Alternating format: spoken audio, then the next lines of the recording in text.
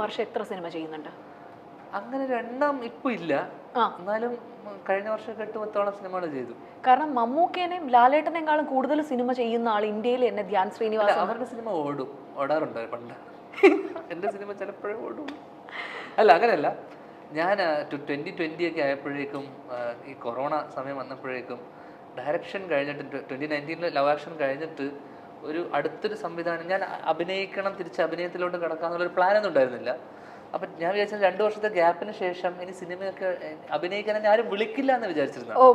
അപ്പം ഇനിയൊരു സിനിമ, പിന്നെ അടുത്തൊരു സംവിധാന സിനിമ പ്ലാൻ ചെയ്ത് അടുത്തൊരു ആർട്ടിസ്റ്റിൻ്റെ അടുത്ത് പോയി വരുമ്പോഴേക്കും ഒരു 2-3 വർഷം സമയം എടുക്കും സ്വാഭാവികമായിട്ട്.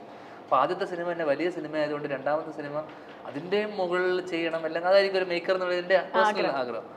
അപ്പോൾ ഈ ഒരു സമയം അല്ലെങ്കിൽ ഈ ഒരു 2 വർഷം മാറി നിൽക്കാൻ എനിക്ക് അപ്പോൾ തോന്നിയില്ല. പിന്നെ ഞാൻ മനോരമയിൽ പറഞ്ഞ പോലെ തന്നെ എൻ്റെ ഒരു റീഹാബ് പോലെയാണ് ഞാൻ അതിനെ കണക്കാക്കിയിരുന്നത്.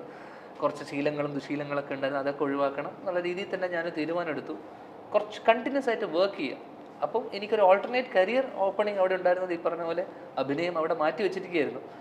ഒരു സിനിമ വരുന്നു, ഇങ്ങോട്ട് വന്നതാണ്, ഞാൻ അങ്ങോട്ട് പോയിട്ട് ആരെയും അപ്രോച്ച് ചെയ്തിട്ട് സിനിമ വരുമെന്ന് പറഞ്ഞാൽ ഒരു സിനിമ വന്നു, പിന്നെ ഒരു കുത്തൊഴുക്ക് പോലെ സിനിമകൾ വന്നു. പ്രളയം.